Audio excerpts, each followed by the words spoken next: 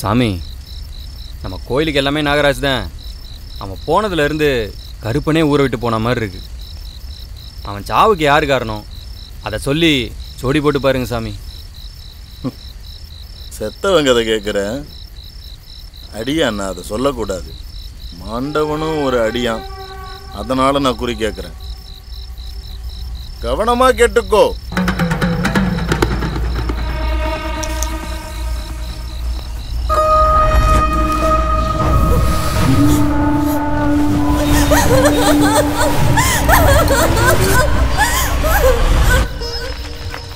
கூடாத பாவம் கூடியிருக்கு. அது இப்ப குலவெறியா மாறி நிக்குது. ரத்த பலி கேக்குது.